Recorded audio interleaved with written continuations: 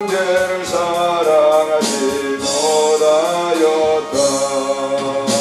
이러한 죄인을 사랑하사 주께서 몸버려 죽으셨다. 속죄의 큰 사랑 받으리무 내 생명 다 바쳐 충성하리. 아멘. 오늘 우리의 이웃들을 위해서 축복하며 기도하도록 하겠습니다. 살아계신 하나님, 은혜를 감사합니다. 새벽 미명에 우리를 부르시고 주의 나라와 뜻을 구하게 하시오니 감사를 드립니다. 오늘도 주님이 주시는 그 권세로 기도하겠사오니 내 사랑하는 이웃들을 축복해 주시고 은혜든 입혀 주시기를 간절히 빌고 원합니다.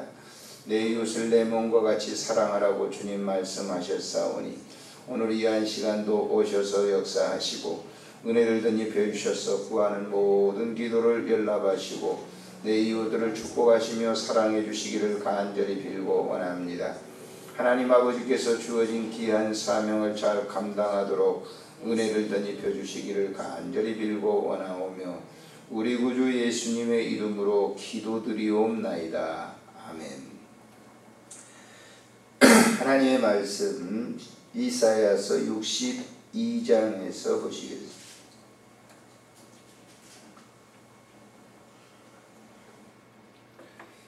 이사야서 62장 1절부터 5절까지 보시겠습니다. 나는 시온의 의가 빛같이 예루살렘의 구원이 햇불같이 나타나도록 시온을 위하여 잠잠하지 아니하며 예루살렘을 위하여 쉬지 아니할 것인즉 이방 나라들이 내 공의를 묻 왕이 다 내 영광을 볼 것이요 너는 여호와의 입으로 정하실 새 이름으로 일컬음이 될 것이며 너는 또 여호와의 손에 아름다운 관 내 하나님의 손에 왕관이 될 것이라. 다시는 너를 버림받은 자라 부르지 아니하며 다시는 내 땅을 황무지라 부르지 아니하고 오직 너를 헵시바라 하며 내 땅을 뷸라라 하리니 이는 여호와께서 너를 기뻐하실 것이며 내 땅이 결혼한 것처럼 될 것이니라. 마치 청년이 처녀와 결혼한 같이 내 아들들이 너를 취하겠고 신랑이 신부를 기뻐한 같이 내 하나님이 너를 기뻐하시리라. 아멘. 본장에서 이사야 선지자는 반드시 하나님의 영광스러운 메시아가 도래할 것이다 라고 하는 그런 이 말씀을 예언해 주고 있습니다. 즉 메시아가 오게 되면 이스라엘 백성들에게 있어서는 반드시 귀한 이 영광스러운 그 날이 될 것이다 라고 얘기를 하죠. 오지 않았지만 이사야 당시에는 오지 않았지만은 이사야는 마치 자기 현장 앞에 삶의 현장 앞에 메시아가 도달한 것처럼 당도한 것처럼 이룬 것처럼 그 확신 가운데 그 백성들에게 예언을 해주고 있습니다. 우리가 이 기독교인들이 하나님의 말씀을 전하는 이 목회자들을 통해서 내일에 대한 것들을 많이 설교를 듣게 되죠. 그럴 때 그것을 우리가 믿음으로 받아들이는 성도와 그렇지 않는 성도와는 완전히 다른 거예요. 우리가 하나님의 나라에 대한 거 오지 않았잖아요. 우리 현실 속에서 삶 속에 천국이 지금 오지 않았단 말이에요. 그렇지만은 와 있는 것처럼 확신하게 메시지를 전하는 것을 백성들이 받아들이는 그런 사람, 그렇지 않는 사람들이 있다라고 하는 것이죠. 이때 당시도 마찬가지예요. 이렇게 메시아가 자기 앞에 당도한 것처럼 얘기를 했지만은 그것을 받아들이는 사람들과 받아들이지 않는 사람들이 있다라고 하는 것이죠. 우리가 시간적 개념 속에서 본다고 하면 영혼의 시간 개념이라고 하는 것은 바로 이런 점이 필요한 거예요. 이런 메시지는 다 뭐예요? 현실 속에 와 있는 것이죠. 자, 하나님의 나라. 그러면 우리는 그 하나님의 나라가 그 나라를 선포를 하는데 전하는데 그 나라가 이미 우리에게 와 있는 것이죠.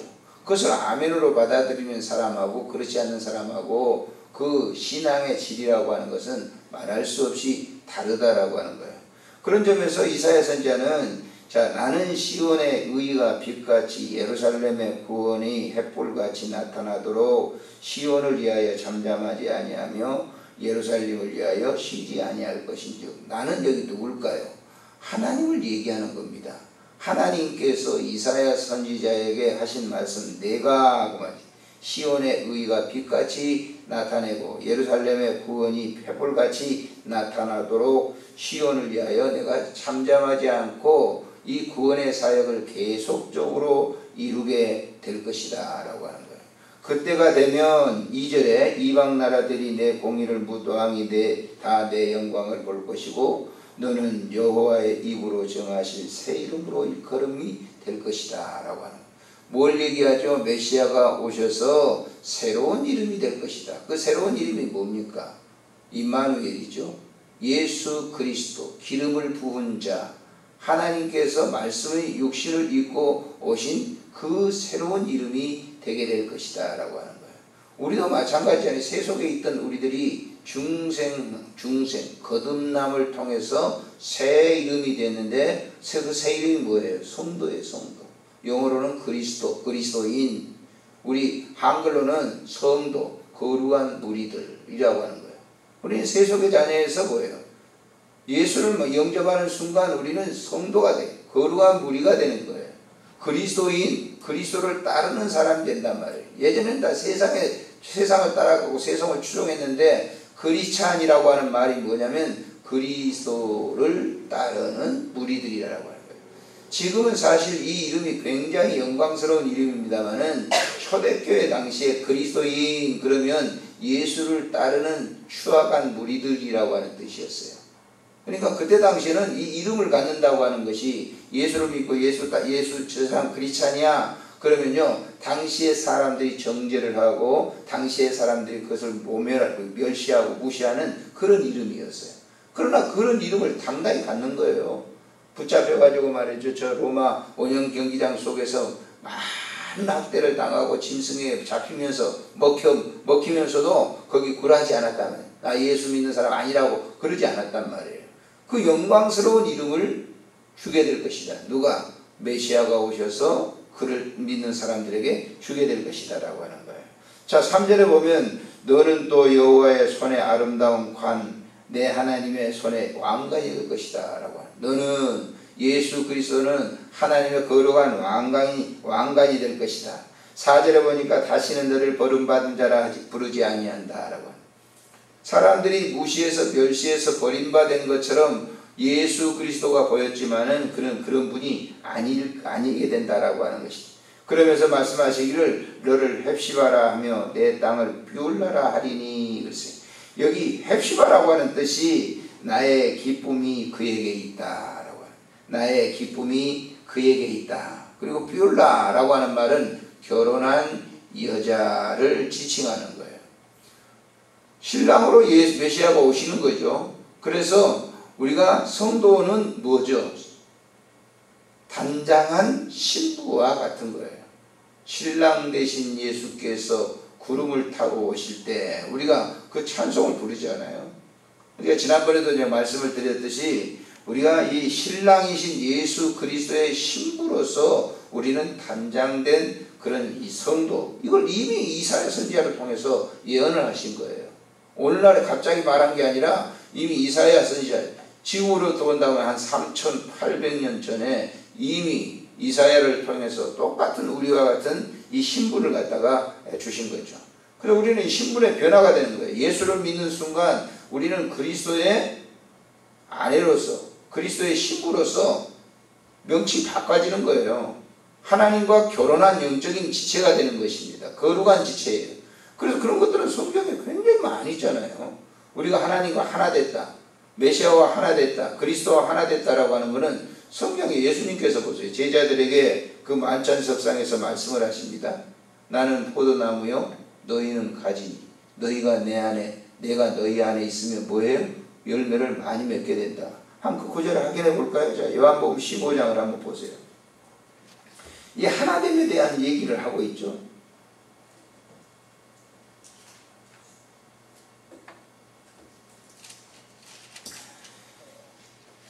자, 5절에 있는 말씀을 보세요. 5절에 시작. 15장 5절에 나는 포도나무여 너희는 가지라. 그가 내 안에 내가 그 안에 거하면 사람이 열매를 많이 맺나니 나를 떠나서는 너희가 아무것도 할 수 없으리라.